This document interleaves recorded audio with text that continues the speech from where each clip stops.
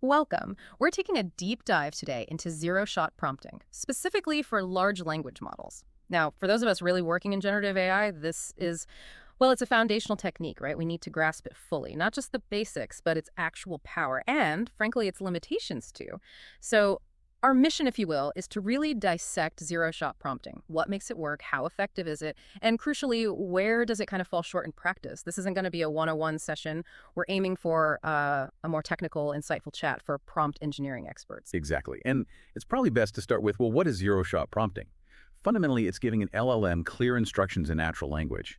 But, and this is key, without any specific examples of how you want the input and output to look, the model has to rely entirely on its pre-trained knowledge to figure out what you mean and do the task. Think of it like giving someone very detailed written directions for something they've never actually seen done before. Okay, so for practitioners, people using these models day in, day out, what are the real advantages here? Why use zero-shot? Well, there are several key ones.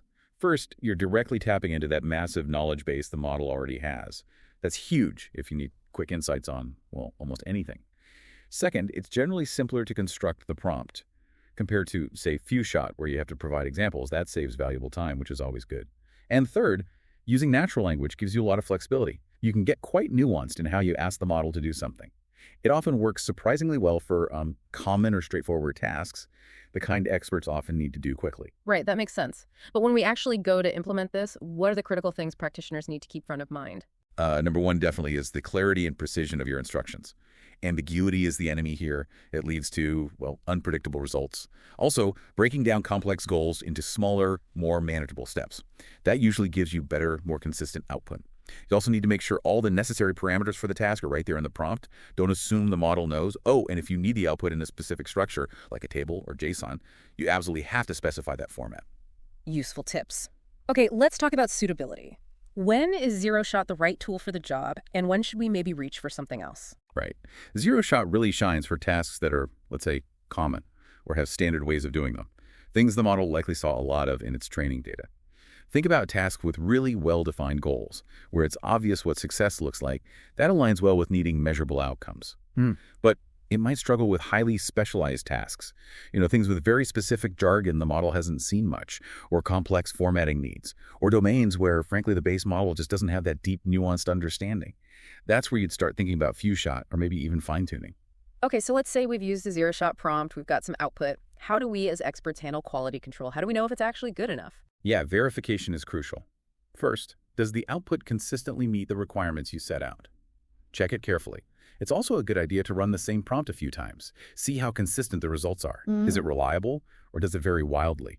And you should probably have a backup plan. What do you do if the zero-shot results just aren't cutting it? A good approach is to start simple. Use a basic prompt, see how it performs, then incrementally add complexity or detail. Using really specific verbs helps. Clear success criteria in the prompt itself. That guides the model effectively. And even for simple prompts, adding a little context like who the output is for or how it'll be used can surprisingly improve things. And definitely specify any constraints or limitations up front in the prompt. Makes sense. And quickly, if we do get bad results, what are the first troubleshooting steps? First thing, revisit your instructions. Can you make them even clearer, more precise? Remove any possible ambiguity. Adding more context can sometimes help too. Give the model a bit more background. If that doesn't work, then yeah, maybe it's time to consider if few-shot prompting would be better suited for this particular task. Or could you break the task down even further? Maybe into smaller subtasks that zero-shot can handle well.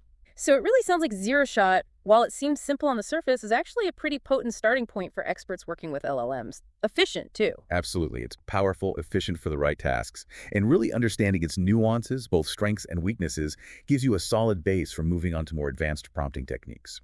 Which brings us to a final thought for our listeners today. Given these inherent limitations we've discussed with zero-shot, how might those very constraints actually help us design better, more robust AI applications, especially in specialized expert fields? Something to think about.